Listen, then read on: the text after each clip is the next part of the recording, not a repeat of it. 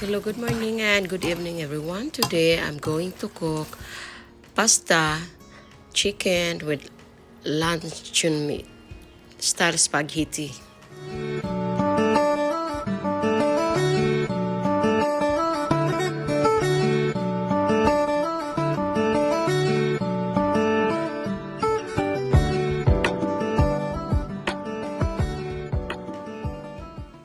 First, I need to boil the water and add 2 tablespoons of oil and also add 1 tablespoon of salt or 2 tablespoons and also 1 pack of pasta.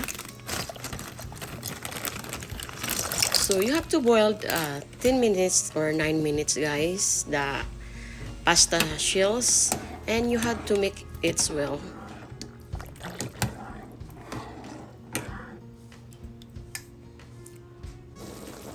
So when you boil that very well, you have to check, making sure the pasta is cooked. The estimate for boiling the pasta is 9 to 10 minutes or 11 minutes. So this kind of spaghetti guys is like Philippine spaghetti. So now I set aside the pasta. You have to drain the water.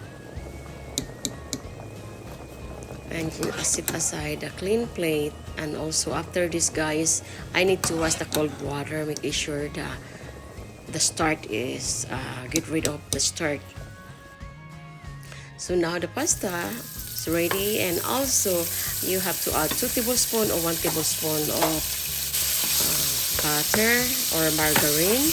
And after that guys, you have to add a small cube or chopped onion. You have to stir it, making sure the onion is cooked.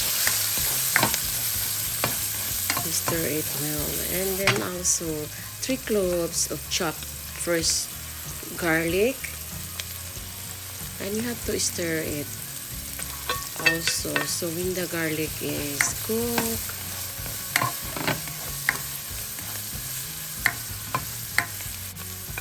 you have to add a chopped bell pepper. So I put the bell pepper guys because the spaghetti pasta is yummy. And this guy 1 can of sliced chicken luncheon meat.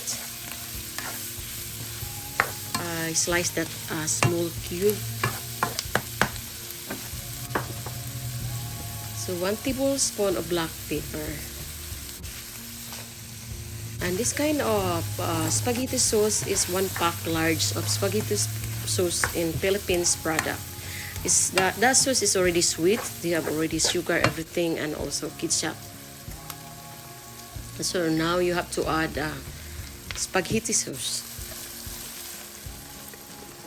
You don't need to put water because everything is mixed in 1 pack. You can buy the Philippine store or Asian store.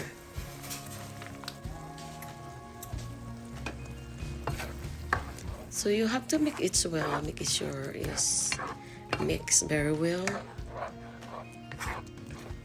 And this kind of spaghetti is lasang Jollibee or Philippine style spaghetti. But I decide to put the pasta shells. But if you have noodles like spaghetti, long spaghetti pasta, it's good too. But I want the shells. So now you have to boil and also add the pasta shells, which I boiled already. So you have to mix it very well. The pasta, is already cooked because I boiled that 10 minutes.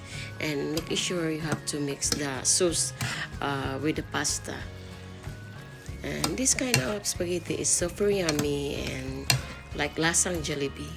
So if you like my video guys, please don't forget to subscribe, like, share, and comment, and don't forget to post the notification bell. And also you have to add shredded cheese.